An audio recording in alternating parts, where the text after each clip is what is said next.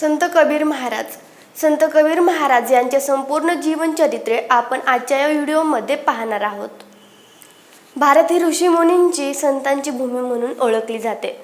अनेक महापुरुषांच्या विचारांचा वारसा भारताला लाभलेला आहे. याच संत परंपरेतील एक आगळे वेगळे नाव म्हणजे संत कबीर होय. मध्ययुगीन काळात मुस्लिम राज्यकर्त्यांच्या जाचाला लोक कंटाळले होते. अंधश्रद्धा, जादूटोणा, जातीभेद आदी असामाजिक तत्वांनी समाज जर्जर झाला होता. अशा काळात उत्तर भारतामध्ये कबीरांचा जन्म झाला. आयुष्यभर त्यांनी प्रबोधनाचे कार्य केले. कबीरांच्या जातीचा कोणताही ठावठिकाणा सांगता येत नाही. याबाबत मुसलमान आणि हिंदू धर्मीय पूर्णपणे निश्चिंत नाहीत. उपलब्ध माहितीनुसार कबीर हे औरस पुत्र म्हणून जन्माला आलेले नाहीत. त्यांच्या जन्माबाबत अनेक दंतकथा प्रचलित आहेत. काशीच्या एका विधवा स्त्रीला दिवस गेले. अनैतिक संबंधातून जन्माला आलेले मूल तिने लोकांच्या भीतीपोटी गंगेत सोडून दिले. नीरू आणि नीमा या विणकर पतीपत्नीला हे मूल सापडले. कुंतीपुत्र कर्णाच्या जन्मकथेशी साम्य दर्शवणारी ही कथा म्हणजे एक करुण कहाणी आहे. कबीरांच्या जन्माचे नेमके वर्ष कोणते याबाबत संशोधकाचे एकमत नसले तरी विक्रम संवत 1455 ज्येष्ठ पौर्णिमा सोमवार म्हणजेच इसवी सन 1398 हा त्यांचा जन्मदिवस असल्याचे एका दोह्यात स्पष्ट केले आहे. जन्मापासूनच अनाथ असलेले कबीर विणकराच्या घरात वाढले. विणकाम शिकले. विणकाम करता करता ते कविता रचू लागले. हात मागावर धागे जुळविताना त्यांची कविता दोह्यांच्या रूपाने आकार घेऊ लागली. उपजत ज्ञानाच्या आधारावर रचलेली त्यांची पदे लोकांना आवडू लागली. संत कबीर महाराजांना स्वामी रामानंदांकडून अनुग्रह. ज्या काळात कबीर जन्माला आले तो काळ सामाजिक व राजकीय गोंधळाचा होता. ज्या गावात ते जन्माला आले आणि वाढले ते काशी किंवा बनारस हे हिंदूचे पवित्र धर्मक्षेत्र म्हणून नावारूपाला आले होते. धर्माच्या नावाखाली कर्मकांडाचा अतिरेक झाला होता. मृत्यूनंतर मोक्ष मिळावा म्हणून लोक काशी यात्रा करत व तेथेच देह ठेवत. काशीचे महत्त्व अनन्यसाधारण वाढले होते. हिंदू धर्मातील नीतिनियमांना अंतिम निर्णय देणारे ते न्यायालय मानले गेल्यामुळे काशीच्या विद्वान पंडितांना अमर्याद महत्त्व आणि अधिकार प्राप्त झाले होते. सामान्य माणूस मात्र असह्यपणे भरडला जात होता. रात्रंदिवस डोळे फोडून पिढ्यानपिढ्या हात मागावर काम करणारा विणकर कर्जबाजारी होऊन अन्नाला मोताद झाला होता. तर बनारसी शालूचे व्यापारी, दलाल व सावकार प्रचंड कमाई करत होते. मुस्लिम राज्यकर्ते प्रजेवर अन्याय करत होते. शेतकरी कराच्या ओझ्याने बुडला होता. रयतेला कोणीही वाली उरला नव्हता. अन्याय आणि अत्याचाराचे थैमान माजले होते. आपल्या बांधवांचे दुःख व दैन्य पाहून संत कबीर दुःखी कष्टी होत. कबीरांनी तरुणपणात प्रवेश करताच त्यांचा विवाह झाला. त्यांच्या पत्नीचे नाव लोती असे होते. कबीरांना कमाल नावाचा एक मुलगा व कमाली नावाची एक मुलगी होती. तत्कालीन संकेतानुसार गुरुशिवाय ज्ञानाला व जीवनाला अर्थ नव्हता. म्हणून कबीरजी गुरुच्या शोधात बाहेर पडले. थोड्याच काळानंतर त्यांना काशीच्याच रामानंद स्वामींची महती कळून चुकली आणि त्यांनी त्यांच्याकडून अनुग्रह घेतला. रामानंद कबीरांचे गुरु झाले. एका दंतकथेनुसार काशीतील एका तलावाच्या काठी स्वामी रामानंद आंघोळीला गेले असता एक अनाथ बालक त्यांच्या दृष्टीस पडले. ते त्यांनी निपुत्रिक विणकर दाम्पत्य नीरू आणि नीमा यांच्या हवाली केले. समाजकंटकांपासून त्रास. तत्कालीन समाज व्यवस्थेतील धार्मिक ढोंगबाजीवर कबीरांनी आपल्या कवितेच्या माध्यमातून कोरडे ओढले. कबीरांसारख्या संत पुरुषाला हिंदू धर्मातील कर्मकांड व मुस्लिम धर्मातील धर्मवेडेपणा मुळीच मान्य नव्हता. त्यांच्या परखड बोलण्याने दोन्ही धर्मातील स्वार्थी आणि मतलबी लोक दुखावले जात. दिवसभर हातमाग चालवून रात्री एक तारी घेऊन गोड आवाजात कबीरजी स्वतः रचलेले दोहे म्हणत. त्यांच्या दोह्यांना अफाट लोकप्रियता लाभली.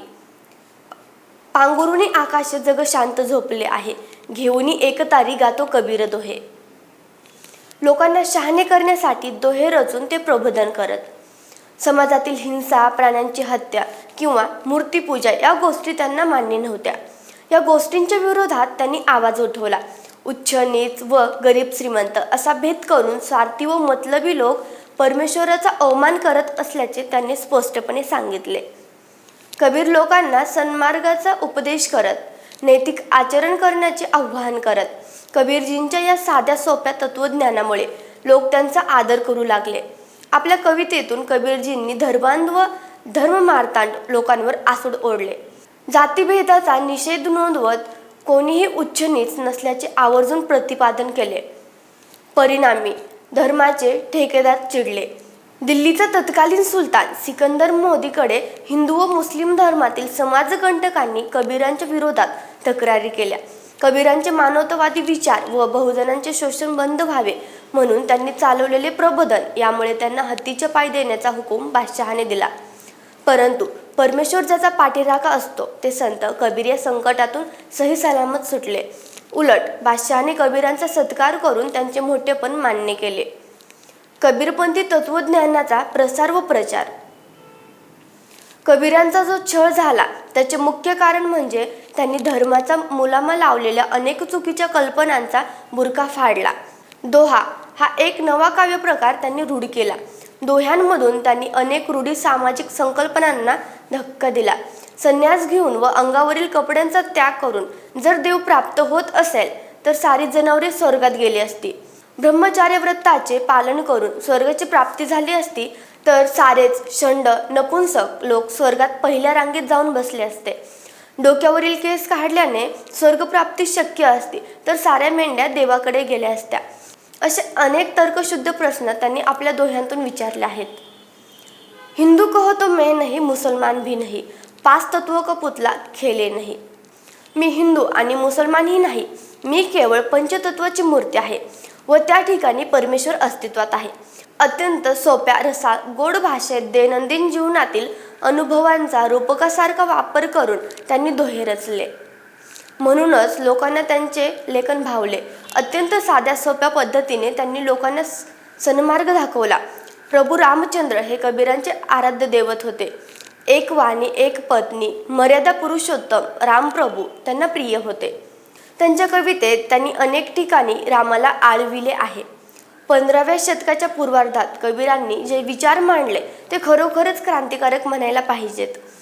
त्यांच्या आचार विचारांवरून त्यांच्यावर सोपी संतांचा प्रभाव होता हे दिसून येते. विशेष म्हणजे संत कबीर जानवे घालत, कपाळावर भला मोठा टिळा लावत. ते शाकाहारी होते. पशुबळी किंवा प्राण्यांची हत्या त्यांना मान्य नव्हती. प्रभू रामचंद्राला ते आपले दैवत मानत.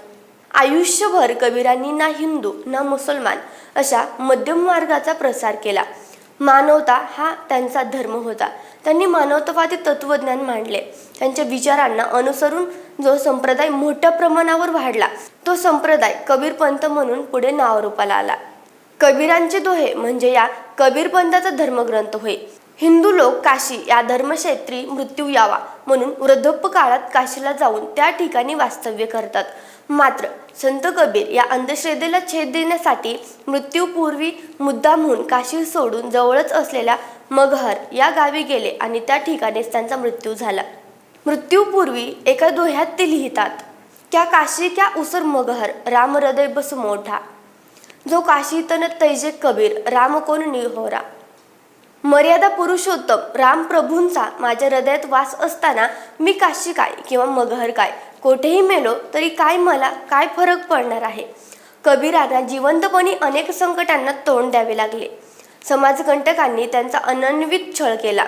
त्यांच्या कवितेची म्हणजेच दोह्यांची टर उडविली. मात्र कबीरांच्या मृत्यूनंतर हिंदू व मुसलमान दोन्ही धर्माचे लोक कबीर साहेब आमचेच म्हणून वाद घालू लागले.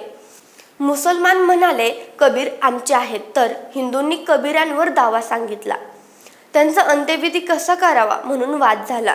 कारण कबीरांच्या मृत्यूनंतर सर्वांनाच त्यांचे तत्वज्ञान व शिकवण आपल्या धर्माशी मिळती जुळती वाटायला लागली.